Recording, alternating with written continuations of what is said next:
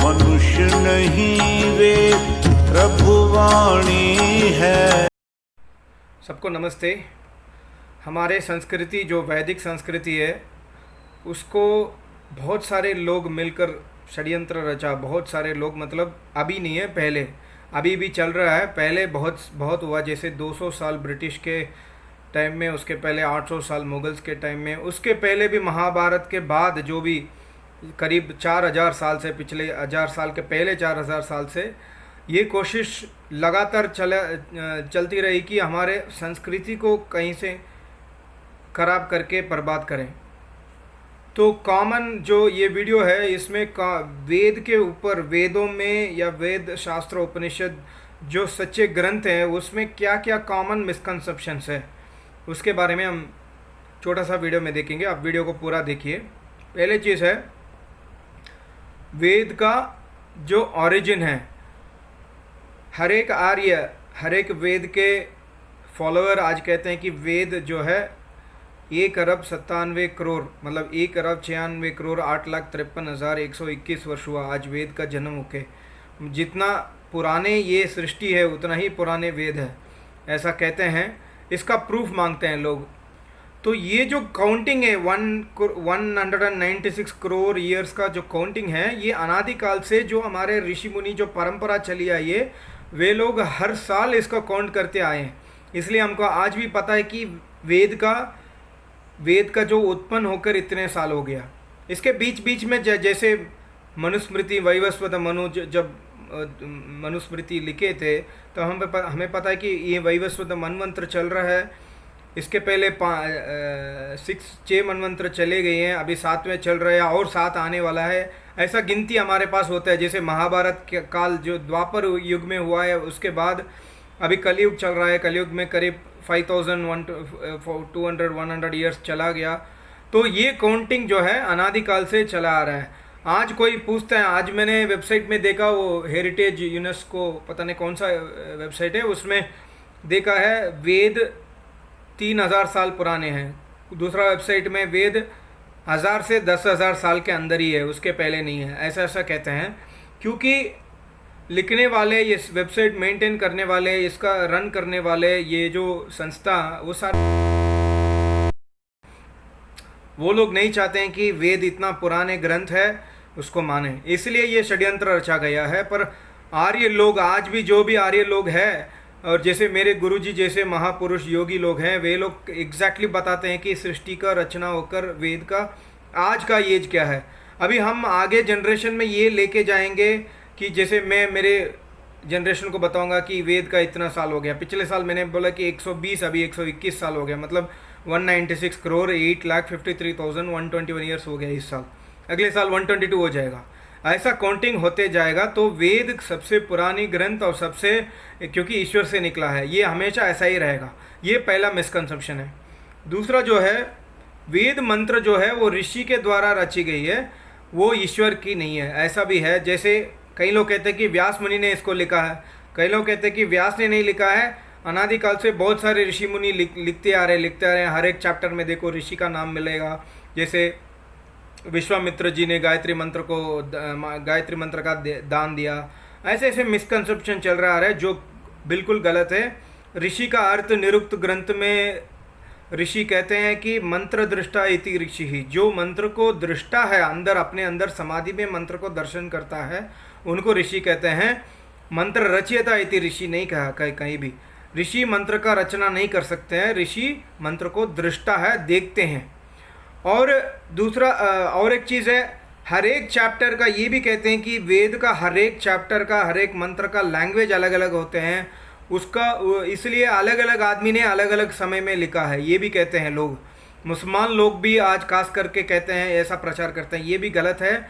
वेद का जो लैंग्वेज है, ईश्वरीय वाणी है, उसको समझने के लिए 2 चीज़ की ज़रूरत है। या तो व्याकरण या संस्कृत का जो गुरुकुल, ट्रेडिशनल गुरुकुल सिस्टम में जो जिन्होंने सीखा है उनका ज्ञान जरूरी है, या तो योगी, समाधिस्थ योगी का, उन्होंने वही एग्जैक्ट अर्थ बताते हैं कि ये जो मंत्र है ये ऐसा है। कुछ मंत्र में ईश्वर अहम कहेगा, मतलब मैं कहेगा, कुछ मंत्र में सा कहेगा, मतलब वो ईश्वर कहेगा। इसका क्यों है ये तो एक योगी बताएंगे।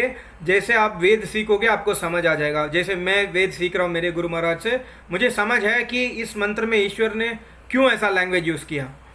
तो और जो है ये बहुत बड़ा मिसकंसेप्शन है। वेदों में हर जगह में वेदों में हिंसा की बात की है। यज्ञ में जैसे गाय को बलि चढ़ाओ, या अश्वमेध यज्ञ में जो घोड़ा है उसको काट कर दान करो, ऐसा ऐसा मिसकंसेप्शन हुआ है। इसका कारण क्या है? इसका कारण है जैसे प्रोफेसर मैक्स मुलर, उनका जो ग्रंथ आज मार्केट में अवेलेबल है वेदों का, इसका रीज़न है ग्रिफिथ, विलियम्स और बहुत सारे ब्रिटिश वाले। जब हमारा 200 साल हम गुलाम रहे हैं, ब्रिटिश वाले ने वेद का अनुवाद किया है। और सयनाचार्य, हमके पता है सयनाचार्य इंडियन है, वे भी इतना गलत लिखा है। और भट्टाचार्य है, और शंकर भाष्यम भी आपको मिलेगा। शंकर भाष्यम का बहुत सारे मंत्र में गाय को मारो, ये इसको मारो, उसको मारो लिखे हैं। ये आदि शंकराचार्य ने लिखा है, नहीं लिखा मालूम नहीं है, पर शंकर भाष्यम में मिलेगा। ये मिलावट भी हो सकता है, पर शंकर भाष्यम में ये भी है कि घर में जो मेहमान आते हैं उनको अगर नॉनवेज नहीं खिलाते हो पाप लगेगा, ऐसा भी लिखे हैं उपनिषद का ट्रांसलेशंस में।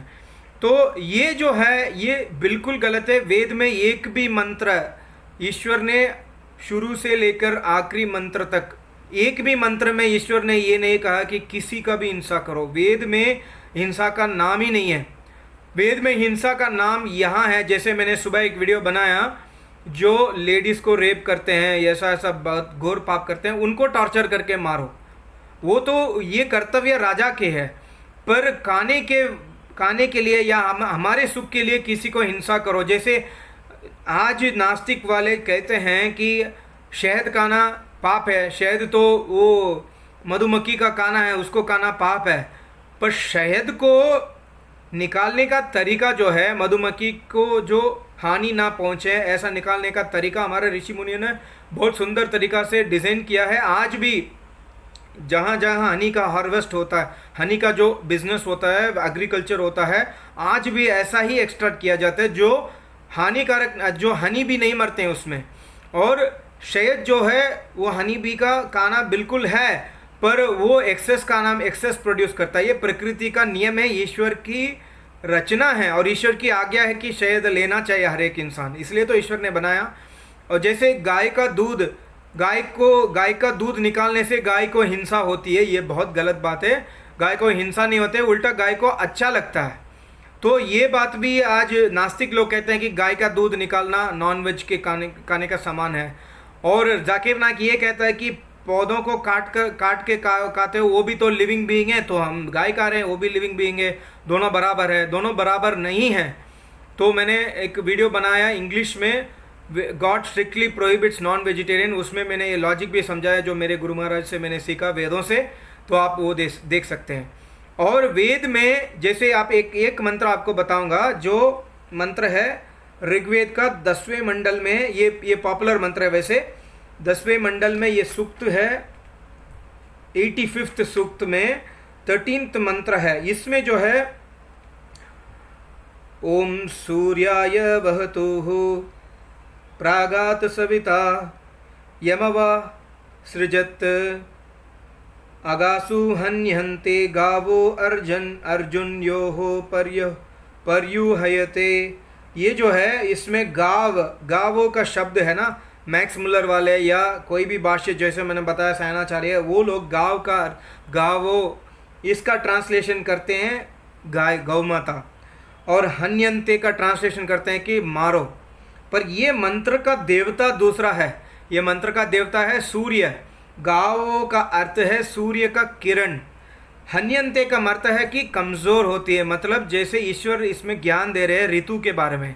जैसे विंटर सीजन में सन रेस का पावर कमज़ोर होते हैं, और इसमें इसका प्रूफ क्यों इसमें गाय नहीं है, इसका प्रूफ है यह मंत्र का पूरे भावना ऐसा है कि विंटर में कमज़ोर होके वापस उसका ताकत, जब समर सीजन हो जाता है उसका ताकत वापस आ जाता है। ये हर एक मंत्र का जो मेन इंटेंशन है, देवता के ऊपर चलना पड़ता है। इसको हन्यन्ते का अर्थ दूसरा, इसको मारना भी हन्यन्ते में अर्थ आता है, और दूसरा है कमज़ोर भी आता है। जहाँ पर कौन सा अर्थ लगाना है, कहाँ पर, ये एक योगी जानते हैं, एक ऋषि मुनि जानते हैं। तो यहाँ पर मैं महर्षि दयानंद ले लीजिए या मेरे गुरु महाराज ले लीजिए, यहाँ पर गाँव का अर्थ गौ माता क्यों नहीं लगाते हैं? क्योंकि इस मंत्र में कहता है कि वापस पुनः इसका, जब दूसरे सीजन में पुनः ये इसका शक्ति वापस आ जाएगी, ऐसा लिखा, ऐसा मंत्र कह रहे हैं। तो जब आप गाय को मार दोगे दूसरे सीजन में थोड़ी पुनः आ जाता है, इसलिए ये मंत्र का भाव अलग है, इसका देवता अलग है। ये ऐसा ऐसा मंत्र, ये तो मैं एक मंत्र कहा कि ऐसा असंख्य मंत्र है जिसमें वायलेशन, जो वायलेंस के लिए लोग अपने सुविधा के लिए उपयोग करते हैं, जैसे जाकिर नाइक जैसे लोग या नास्तिक लोग, और अपने आप को बुद्धिजीवी कहते हैं, वेद झूठ कहते हैं, ऐसा लोग ऐसा यूज़ करते हैं। डीएन झा करके एक बंदा है जिसने मिथ ऑफ होली को बुक लिखा है, उसमें भी ये मंत्र, सारे मंत्र है कि जो जिसमें गाव शब्द आ गया उसमें कह लिया कि ये गौ माता को मारो। गाव का बहुत सारे अर्थ है वेदों में। और दूसरा मंत्र है, जैसे दूसरा अश्वमेध यज्ञ, इसका जो अश्वमेध यज्ञ का जो है, देखिए मैं आपको बताता हूँ, इसमें जो है राष्ट्रम वै अश्वमेध है। अश्वमेध का अर्थ, अश्व का अर्थ है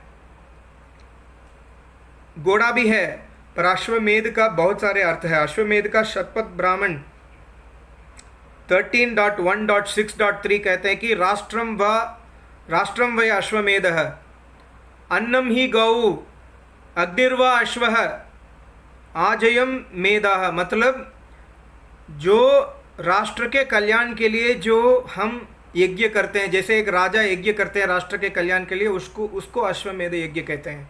ऐसा नहीं कि अश्वमेध यज्ञ में अश्व को काटो और उसको बलि चढ़ाओ, ऐसा ईश्वर ने नहीं कहा, ऐसा ऋषि ने भी नहीं कहा। और यजुर्वेद का 13th चैप्टर में 48वें मंत्र कहते हैं कि मैंने जो रचना की है, ये जो दो पैर वाले प्राणी को मत मारो, ऐसा ईश्वर आदेश दे रहे हैं। और कोई भी प्राणी को मत मारो, ये यजुर्वेद का ईश्वर का आदेश है। ईश्वर का शुरू से लेकर आखिर तक उनका लैंग्वेज एक ही होगा, मतलब उनका भावना एक ही होगा, हिंसा मत करो। मेरे सृष्टि में रहते हो, मेरे सृष्टि में हिंसा वर्जित है, ये ईश्वर की आज्ञा है वेदों में। और चौथा जो मिसकंसेप्शन है, वेदों में बहुत सारे देवी देवता का पूजा का विधान है।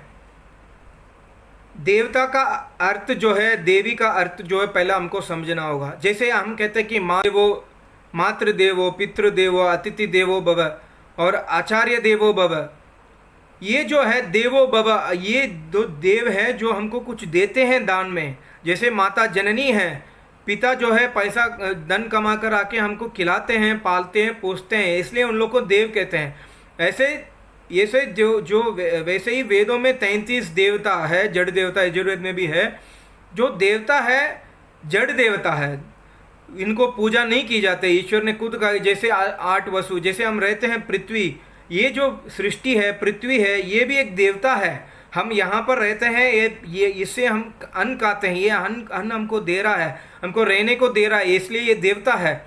सूर्य भी एक देवता है। सूर्य हमको, सूर्य का किरण के वजह से हमारे शरीर का 98 पॉइंट जो टेम्परेचर है हमारे शरीर में मेंटेन होता है, इसलिए सूर्य भी देवता है, पर सूर्य को पूजा नहीं की जाती। इसलिए वेदों में पॉलीथीइज्म नहीं है। वेदों में हर एक बहुत सारे देवी देवता का पूजा नहीं होता है, सिर्फ सृष्टि रचयिता परमात्मा का पूजा होता है। और जो दूसरा मिसकंसेप्शन है, जो वेद के, मैंने पहले बता दिया, वेद के जो किताब वेस्टर्न स्कॉलर्स ने लिखा है वो इंडियन स्कॉलर्स से अच्छा है, क्योंकि वेस्टर्न स्कॉलर्स साइंटिफिक होते हैं। ये भी मिसकंसेप्शन है। इसी को फ़ायदा करके मैक्स मुलर जैसा, विलियम जैसा, ग्रिफिथ जैसा आदमी ने ट्रांसलेशन कर दिया, और उसका बुक आज भी बिकता है। हमारे जो हिंदुस्तान के जो ऋषि मुनियों का किताब जो है, आज शायद आपको मार्केट में नहीं मिलेगा, सारे आदमियों का किताब मिलेगा, ऋषि मुनियों का किताब कम मिलता है। तो ये इसमें हमको अलर्ट रहना होगा। और जो है इसका अलावा मनुस्मृति में जातिवाद है, मनुस्मृति में वायलेंस है, मनुस्मृति में नारी का अपमान है। ये बहुत बड़ा षड्यंत्र है मनु भगवान के अगेंस्ट। मनु भगवान जो थे, भगवान थे। भगवान मतलब ईश्वर नहीं है, भगवान मतलब ऐश्वर्यवान, योगी ऐश्वर्यवान है, योगी थे, ऋषि थे। तो मनुस्मृति में ऐसा कोई भी बात उन्होंने नहीं लिखा। आज के मनुस्मृति आपको अगर पढ़ना है, आप vedicbooks.com से जो विशुद्ध मनुस्मृति है, जैसे दयानंद जी जैसे विद्वानों ने खोज करके संस्कृत के आधार पर खोज करके ये निकाला है कि जो श्लोक कौन सा श्लोक गलत है मनुस्मृति में, इसलिए विशुद्ध मनुस्मृति उन्होंने लिखा है। उस किताब आप पढ़िए, उसमें आपको क्लैरिटी मिलेगा मनु भगवान क्या है।